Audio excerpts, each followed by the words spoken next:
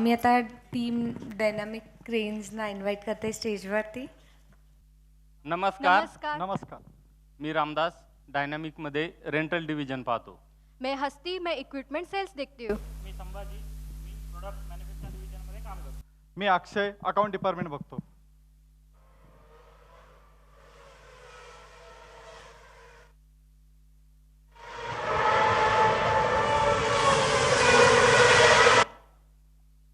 Sir, ये आप क्या कर रहे हो? अरे हस्ती, मी ना एक कार रेसची गेम खेळतो इथे. इतना बड़ा डिस्प्ले सर, मुझे तो कुछ समझ ही नहीं आ रहा है. क्या क्या सब दिख रहा है? हे बघ, मला गेम जिंकण्यासाठी जे पॅरामीटर्स लागत आहेत ना, ते मला सगळे ह्या डिस्प्लेवरती दिसत आहेत. जसं की मला माझा स्पीड कळतोय, मला माझी गाडी कुठल्या गिअरवर चालली ते समजतंय, मला माझ्या गाडीच्या टायरमध्ये किती हवा आहे ते पण समजतंय, आणि सगळ्यात महत्त्वाचं म्हणजे माझी गेममध्ये कुठली पोझिशन आहे ते मला इथे क्लिअर समजतंय. अरे वाह, अच्छा है. ये बहुत अच्छा गेम है वही. सर. हो मग. अरे असती असे डॅशबोर्ड तर आपल्या कंपनीमध्ये आपण करतोच की. ह्यामध्ये सेल, कलेक्शन, पेमेंट्स हे रिपोर्ट आपल्याला तिथे मिळतात. सगळ्यात महत्त्वाचे म्हणजे आपल्या कंपनीचे रेशो जे डिव्हिजन वाईज असतात ते सुद्धा आपल्याला या डॅशबोर्डमध्ये कळतात. अरे वा, तो अच्छा चांगला है. आहे. आपण जेव्हा 10x टार्गेट घेतलं आणि 10x सुरुवात केली तेव्हा आपण काही रेशोजवरती काम करायचं ठरवलं होतं, बरोबर?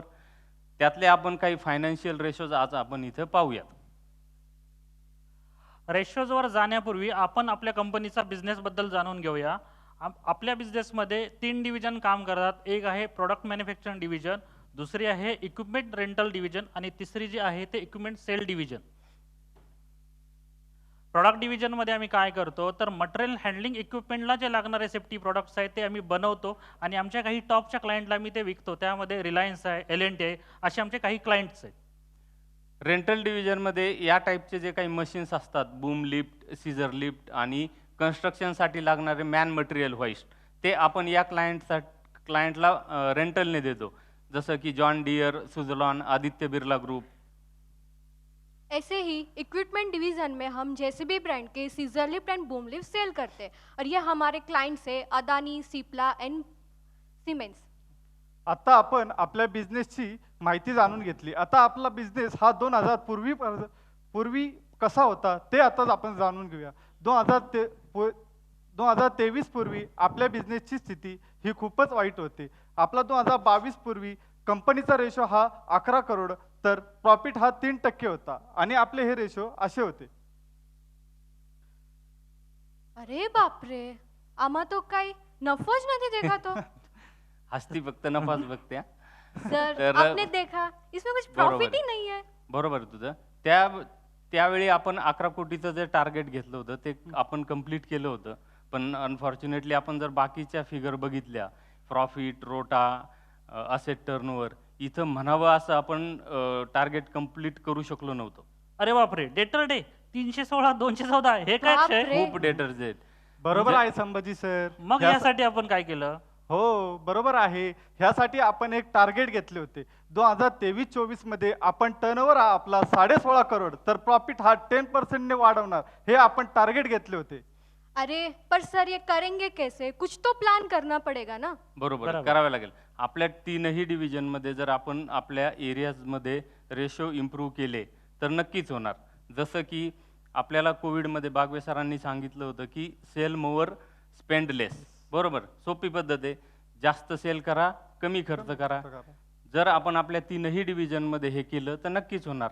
म्हणजेच एक तर आपल्याला सेल वाढवायचा, मार्जिन वाढवायचं, त्याच्यानंतर आपण आपले जे नॉन परफॉर्मिंग असेट आहेत ते रिड्यूस करायचे, त्यानंतर आपण फास्ट रिकव्हरी करायची, आणि सगळ्यात महत्त्वाचं म्हणजे आत्ताची आपली जी टीम आहे ती टीम ऑप्टिमम ठेवूनच काम करायचं. अरे पर करेंगे कैसे सर? बरोबर आहे असती. त्यासाठी आम्ही प्रॉडक्ट डिव्हिजनमध्ये अशी ॲक्शन घेतली की आम्हाला ज्या प्रॉडक्टमध्ये जास्त मार्जिन आहे असे 2 प्रॉडक्ट आम्ही ॲड केले. त्यामध्ये एक आहे अँटी कोलिजन डिव्हाइस आणि दुसरं आहे मॅग्नेटिक रोप टेस्टिंग. या प्रॉडक्टचा मार्जिन लेवल जास्त असल्यामुळे आम्ही काय केलं, त्याच्या सेल्सवरती इन्क्रीज करण्यावर फोकस केला. इसके लिए हमने एक नया डिवीज़न स्टार्ट किया, जेसीबी का डीलरशिप लिया, जिससे हमें टॉप लाइन मिले, हमारा वॉल्यूम बढ़ जाए। तो वहाँ पे हम जेसीबी ब्रांड के scissor lift and boom lift sale करते हैं। जहाँ तक हमें पता था लास्ट ईयर का हमारा टर्नओवर था 12 CR का, तो यहाँ पे अकेले डिवीज़न ने 10 CR का टारगेट कंप्लीट किया था। अच्छा आहे.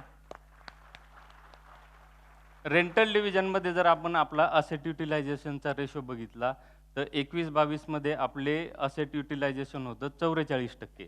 आपण असेट युटिलायझेशनवरती भर दिला. 2023-24 मध्ये आपण तेच असेट युटिलायझेशन 76% घेऊन गेलो. बरोबर. त्याचा फायदा काय झाला? त्याचा फायदा असा झाला की 2021-22 मध्ये 3.5 कोटींचा रेंटलचा टर्नओव्हर झाला आणि 23-24 मध्ये मात्र आपण जवळजवळ 5 कोटींचा बिझनेस केला रेंटल डिव्हिजनचा. सर, पर इतना डिफरेंस आया कैसे? हा डिफरन्स यामुळे आला की आपण काय केलं, प्रिव्हेंटिव्ह मेंटेनन्ससाठी एक सेपरेट टीम अलोकेट केली. सेपरेट टीम अलोकेट केल्यामुळे ती टीम फक्त आणि फक्त प्रिव्हेंटिव्ह मेंटेनन्सलाच फोकस करत होते. त्यानंतर आपल्याला जे लागणारे क्रिटिकल स्पेअर पार्ट आहेत तेवढेच आपण स्टॉकला ठेवायला सुरुवात केली. आणि सगळ्यात महत्त्वाचं म्हणजे आपल्या फ्लीटमध्ये आपण एक सर्व्हिस व्हॅन ॲड केली की ज्याच्यामध्ये सगळे टूल्स, छोटे छोटे स्पेअर पार्ट की जे आपल्याला साईटवरती गेल्यानंतर लागतात आणि आपलं कुठलंही काम त्याच्यामुळे थांबणार नाही. अच्छा. त्यानंतर आपण जर हे बघितलं फिक्स असेट याच्यामध्ये तर 2021-22 मध्ये आपल्याकडे 68 असेट होत्या टोटल. बरोबर. त्यानंतर आपण 2023-24 मध्ये फक्त आपल्याकडे 58च असेट ठेवल्या. सर, 1 मिनट, पर 50-80 असेट क्यों कर दिया? आपल्या काही असेट अशा होत्या की त्या हेवी मेंटेनन्स मध्ये गेल्या होत्या. त्या आपल्याला विकणं गरजेचं होतं म्हणून आपण काही असेट विकून टाकल्या ज्या नॉन परफॉर्मिंग होत्या आपल्या. बरोबर. डेटर डेमध्ये पण आम्ही अशीच काही ॲक्शन प्लॅन घेतला होता की आम्ही कस्टमर सिलेक्शन प्रोसेस इम्प्रूव्ह करण्यावर फोकस केला. त्यामध्ये तुम्ही बघितलं तर 2021-22 मध्ये 170 क्लायंट होते, ते आम्ही मिनिमाइज करून 155 आणले. याचंच कारण आम्ही कस्टमरचे सिलेक्शन प्रोसेसमध्ये 2 गोष्टी ॲड केल्या प्रामुख्याने. एक म्हणजे कस्टमरचे GST रिपोर्ट पोर्टलवर बघायला सुरुवात केली आणि दुसरं कस्टमरचे जे वेंडर होते त्यांची पेमेंट हिस्ट्री जाणून घेतली. ह्याच्यातून 2 गोष्टी लक्षात आल्या की जो क्लायंट आहे तो रेग्युलर GST भरतो की नाही आणि तो रेग्युलर पेमेंट देतो की नाही, ह्या गोष्टी आम्ही प्रामुख्याने केल्या. त्यानंतर आपण आपल्या 3ही डिव्हिजनमध्ये एक मेजर चेंज केला की आपल्याकडे छापलं जाणारं प्रत्येक इनवॉइस हे मॉनिटर करायचं, कुठलंही असो ते. मग त्या मॉनिटरिंगमुळे आम्हाला एक फायदा झाला की प्रत्येक इनवॉइसचं आम्हाला स्टेटस कळायला लागलं पेमेंटचं. आपण रिकव्हरीसाठी एक डेडिकेटेड पर्सन अलोकेट केला की तो फक्त रिकव्हरी आणि फॉलोअपच घ्यायचा. ओके. म्हणूनच आपण डेटर डे जे पूर्वी 1 वर्षाचे होते ते आपण अर्ध्या वर्षावरती आणले. हो. अरे वाह, यहाँ तो हमारा कैश फ्लो सुधर गया सर. हा ना असती. अरे एवढ्यातच खुश होऊ नका. आपण टार्गेट काय घेतले होते आठवतंय का संभाजी तुम्हाला? आपण बरोबर. टार्गेट हे घेतले होते 150चे आणि ते आता अजूनपर्यंत आपल्याला अचीव झालेले नाहीत. आता ते आलेत 183 पर्यंत. म्हणजे दिल्ली अभी बहुत दूर आहे संभाजी. बहुत करेंगे हो. सर. बरोबर आहे. पण या सगळ्या कलेक्टिव्हली ऍक्शन घेतल्यानंतर आपला जो परफॉर्मन्स रेशोचा असा होता, नेट प्रॉफिट जो आपला -8% होता तो 8% पर्यंत पोहोचला. आपला रोटा जो 3% होता तो आपण 9% घेऊन गेलो. आणि व्हॅल्यू ॲडेड पर एम्प्लॉई आमचा पूर्वी 4.9 होता, तो आता 6.4 लाखापर्यंत पोहोचला. अरे सगळं काही बरोबर आहे, परंतु आपण टार्गेट काय घेतले होते आणि आपण अचीव काय केलेलं आहे ते तरी बघूयात. आपण टर्नओव्हरचे टार्गेट जरी कंप्लीट केले असतील तरी बी आपला प्रॉफिट हा 8% झालेला आहे, जो की आपण 10% ने करणार होतो. आणि रोटा 12% टार्गेट कंप्लीट केलेला आहे आणि त्यातले आपण अचीव करू शकलोय 9. बाकीचे रेशो पण असेच आहेत संभाजी. बरोबर आहे अक्षय. पण तुला एक गोष्ट लक्षात आली का? आपण -8 ते +8 हो. हे तू परफॉर्मन्स बघितला. यामध्ये आपण कंटिन्युअस ग्रोथ करतोय.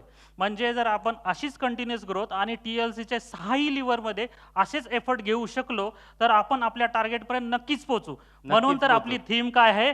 अगला मोड 60 करोड, अगला मोड 60 करोड, अगला मोड 60 करोड. मी रामदास, डायनामिक क्रेन इंजिनियर तर्फे TLC, बागवे सर आणि सगळ्या टीचर्सचे आभार मानतो. धन्यवाद. धन्यवाद. स्वप्नील पोद्दार याला रिक्वेस्ट करते की त्यांनी question and answer session conduct करावा.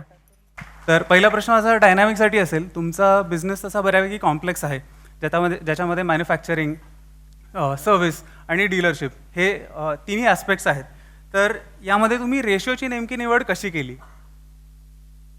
सर, आमचा बिझनेस असेट बेस्ड बिझनेस आहे. म्हणजे एक असेट वर्षभरातनं आम्ही किती वेळा युटिलाइज करतो त्याच्यावरती आमचा टर्नओव्हर जास्त आणि सेल्स अवलंबून असतो. म्हणून आम्ही तिथे युटिलायझेशनचा रेशो डिसाईड केला. आणि त्यानंतर आमचा हा जो आहे डेटर्स डे हा खूप मोठा आहे. जनरली मॅन्युफॅक्चरिंग इंडस्ट्रीमध्ये तो वेगळा आहे आणि आमच्या इंडस्ट्रीमध्ये वेगळा आहे. म्हणजे एक जरी इनवॉइस तुमच्या साईटवर कुठं गडबड झालं किंवा अप्रुव्हलला त्याला वेळ लागला तर म्हणून आम्ही तो डेटर्स डे रेशो घेतला. दुसरं आम्ही प्रॉडक्ट डिव्हिजनमध्ये काय केलं की आमचे जे एक्झिस्टिंग प्रॉडक्ट होते ना त्यामध्ये कॉम्पिटिशन खूप वाढली. म्हणून आम्ही काय केलं, नवीन प्रॉडक्ट ज्यामध्ये मार्जिन जास्त असेल ते नवीन प्रॉडक्ट आणले. म्हणजे हे रेशो आम्ही याच्यामध्ये ॲड केले. पण याच्यात अजून एक डिफिकल्ट भाग असा आहे की तुमच्या याच्यात डीलरशिप पण आहे, ओके. ज्याच्यामध्ये मार्जिन्स तसे कमी असतात, म्हणजे थिन असतात. त्याच्यामध्ये तुमचे बाकी रेशोज अफेक्ट नाही झालेत का? हाँ सर, डीलरशिप में मार्जिन प्रॉफिट कम रहता है, वो तो मतलब सच है. पर हमने ये फ्यूचर प्लान करके डीलरशिप लिया है कि जिससे हमें टॉप लाइन मिले और हमारा वॉल्यूम बढ़े, इसलिए हमने किया है. और अभी इसमें प्रॉफिट मार्जिन कम है, पर जो हमारे अंडर वारंटी जो कस्टमर है वो आगे जाके हमारे AMC में कन्वर्ट होके हमारे स्पेयर पार्ट्स जब उनको लगेंगे तो उसमें हमारा प्रॉफिट मार्जिन बढ़ जाएगा, तब हमें मिलेगा. और हमारे सारे प्रीमियम कस्टमर भी है और हम क्रॉस सेलिंग भी करते हैं. हमारे तीनों डिवीजन है हमारे. तो इंटरेस्टिंग. सो आपके उस प्रोडक्ट की वजह से upselling of other other, services and yes. Products has also come in along. Yes. That's very nice. Thank you.